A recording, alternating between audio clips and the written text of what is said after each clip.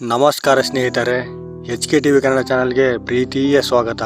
ಯಾವ ದಾನ ಮಾಡಿದರೆ ಯಾವ ಫಲ, ಯಾವ ದಾನದಿಂದ ಶ್ರೇಷ್ಠ ಫಲ ಮತ್ತು ಯಾವ ದಾನ ಮಾಡಬೇಕು, ಯಾವ ದಾನ ಮಾಡಬಾರದು ಅಂತ ಈ ವಿಡಿಯೋದಲ್ಲಿ ಸಂಪೂರ್ಣವಾಗಿ ತಿಳಿಸ್ಕೊಡ್ತೀವಿ. ವಿಡಿಯೋವನ್ನು ಸ್ಕಿಪ್ ಮಾಡದೆ ಕೊನೆವರೆಗೂ ನೋಡಿ. ಇವಾಗಲೇ ಸಬ್ಸ್ಕ್ರೈಬ್ ಮಾಡ್ಕೊಳ್ಳಿ ಅಂತ ಹೇಳಲ್ಲ, ವಿಡಿಯೋ ಮುಗಿದ ನಂತರ ನಿಮಗೆ ಉಪಯುಕ್ತ ಅನಿಸಿದ್ರೆ ನಮ್ಮ ಚಾನಲ್ ಅನ್ನು ಸಬ್ಸ್ಕ್ರೈಬ್ ಮಾಡ್ಕೊಳ್ಳಿ.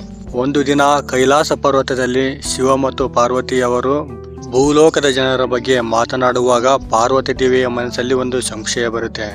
ಆಗ ಪಾರ್ವತಿ ದೇವಿ ಶಿವನ ಹತ್ರ ಕೇಳ್ತಾಳೆ, ಸ್ವಾಮಿ, ಕೆಲವು ಮಾನವರಲ್ಲಿ ಯಾವುದೇ ಅನಾರೋಗ್ಯದ ಸಮಸ್ಯೆ ಇಲ್ಲದೇ ಇದ್ರೂ ಕೂಡ ತಿನ್ನಲು ಉಣ್ಣಲು ಗತಿ ಇಲ್ಲದೆ ದಾರಿದ್ರ್ಯದಿಂದ ಬಳಲುತ್ತಿರುತ್ತಾರೆ.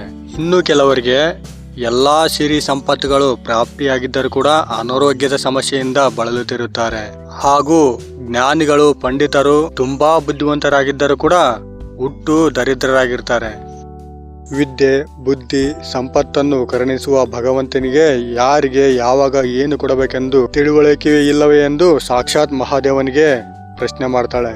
ಆಗ ಪರಮೇಶ್ವರ ದೇವಿ, ಮಾನವ ಹಿಂದಿನ ಜನ್ಮದಲ್ಲಿ ಮಾಡಿರುವಂತ ಪಾಪ ಕರ್ಮಗಳಿಗೆ ದಾನ, ಧರ್ಮ, ಪುಣ್ಯಕ್ಕೆ ಅನುಗುಣವಾಗಿ ಈ ಜನ್ಮದಲ್ಲಿ ಅವೆಲ್ಲವನ್ನೂ ಭಗವಂತ ಕರುಣಿಸುತ್ತಾನೆ. ಪೂರ್ವ ಜನ್ಮದಲ್ಲಿ ಯೌವನದ ಅಹಂಕಾರದಿಂದ ಯಾರಿಗೂ ಏನು ಎಳ್ಳಷ್ಟು ಕೊಡದೆ ಕಾರಣ ದೇಹದ ಅಂತ್ಯದ ಸಮಯದಲ್ಲಿ ಮುಂದಿನ ಗತಿ ಏನು ಅಂತ ಎದುರಿ ಯಾರು ದಾನವನ್ನು ನೀಡ್ತಾರೋ ಅಂಥವರಿಗೆ ವೃದ್ಧಾಪ್ಯದಲ್ಲಿ ಸಿರಿ ಸಂಪತ್ತು ಪ್ರಾಪ್ತಿ ಆಗುತ್ತೆ ಅಂತ ಹೇಳ್ತಾರೆ.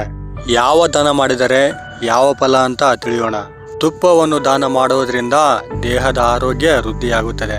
ಧಾನ್ಯವನ್ನು ದಾನ ಮಾಡುವುದರಿಂದ ಧನ ಧಾನ್ಯ ಮನೆಯಲ್ಲಿ ವೃದ್ಧಿಯಾಗುತ್ತೆ. ಕೃಷಿ ಕೆಲಸ ಲಾಭದಾಯಕದಿಂದ ಕೂಡಿರುತ್ತೆ ಮತ್ತು ಧನಾಭಿವೃದ್ಧಿ ಆಗುತ್ತೆ. ಲವಣ ಅಂದ್ರೆ ಉಪ್ಪು ದಾನ ಮಾಡುವುದರಿಂದ ಆಹಾರ ಸಮಸ್ಯೆ ಯಾವತ್ತೂ ಬರುವುದಿಲ್ಲ. ಆದ್ರೆ ಸಂಜೆಯ ಸಮಯದಲ್ಲಿ ಮಾತ್ರ ಉಪ್ಪು ದಾನ ಮಾಡಬಾರದು, ಯಾಕಂದ್ರೆ ಮನೆಯ ದಾರಿದ್ರ್ಯ ಮತ್ತು ನಷ್ಟಕ್ಕೆ ಕಾರಣವಾಗುತ್ತೆ. ಎಳ್ಳು ದಾನ ಮಾಡೋದ್ರಿಂದ ದೇಹದ ಬಲ ಹೆಚ್ಚಾಗುತ್ತೆ. ಅಪಮೃತ್ಯುವಿನ ಭಯ ಹೋಗಿ ಆರೋಗ್ಯ ಅಭಿವೃದ್ಧಿ ಆಗುತ್ತೆ. ಭೂದಾನ ಮಾಡುವುದರಿಂದ ಇಹಪರ ಎರಡೂ ಲೋಕದಲ್ಲಿ ಗೌರವ ಮತ್ತು ಶ್ರೇಷ್ಠತೆ ಹೆಚ್ಚಾಗುತ್ತದೆ. ಇಹಲೋಕ ಅಂದ್ರೆ ಸಮಾಜದಲ್ಲಿ ಗೌರವ, ಪ್ರತಿಷ್ಠೆ ಹೆಚ್ಚಾಗುತ್ತೆ. ಪರಲೋಕದಲ್ಲಿ ಭಗವಂತನ ಒಲಿಮೆಗೆ ಪಾತ್ರರಾಗ್ತಾರೆ. ಹಾಗೂ ವಸ್ತ್ರವನ್ನು ದಾನ ಮಾಡುವುದರಿಂದ ಆಯುಸ್ಸು ಹೆಚ್ಚಾಗುತ್ತೆ. ದಾನ ಧರ್ಮ ಮಾಡುವುದು ಈಗಿನ ಪದ್ಧತಿಯಲ್ಲ, ಅನಾದಿ ಕಾಲದಿಂದಲೂ ಸಾಂಪ್ರದಾಯಿಕವಾಗಿ ಮಾಡಿಕೊಂಡು ಬಂದಿರುವ ಅತ್ಯಂತ ಶ್ರೇಷ್ಠವಾದ ಪದ್ಧತಿಯಾಗಿದೆ. ದಾನ ಮಾಡುವುದರಲ್ಲಿ ಅದರದ್ದೇ ಆದ ನಿಯಮಗಳಿವೆ.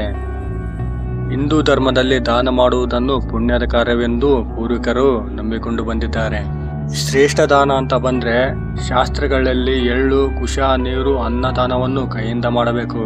ಇಲ್ಲ ಅಂದ್ರೆ ಮಹಾಭೂತಗಳು ಆ ದಾನವನ್ನು ಸ್ವಾಧೀನಪಡಿಸಿಕೊಳ್ಳುತ್ತವೆ.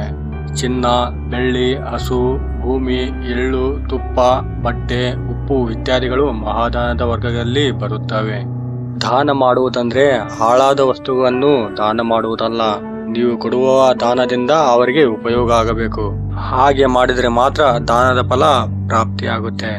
ಎಣ್ಣೆಯನ್ನು ದಾನ ಮಾಡುವುದರಿಂದ ಶನಿ ದೋಷ ನಿವಾರಣೆಯಾಗುತ್ತೆ. ಹಿಂದೂ ಗ್ರಂಥಗಳ ಪ್ರಕಾರ ಜಾತಕದಲ್ಲಿ ಶನಿ ದೋಷವಿದ್ದರೆ ಶನಿವಾರದಂದು ಎಣ್ಣೆ ದಾನ ಮಾಡಬೇಕು. ಆದರೆ ಬಳಸಿದ ಎಣ್ಣೆ ಆಗಬಾರದು, ಶುದ್ಧವಾದ ಎಣ್ಣೆ ಆಗಿರಬೇಕು. ಒಂದು ವೇಳೆ ಬಳಸಿದ ತೈಲವಾದರೆ ಶನಿದೇವನ ಕೋಪಕ್ಕೆ ಗುರಿಯಾಗಬೇಕಾಗುತ್ತದೆ. ಮತ್ತು ಅಳಸಿದ ಅನ್ನವನ್ನು ಯಾರಿಗೂ ದಾನ ಮಾಡಬೇಡಿ.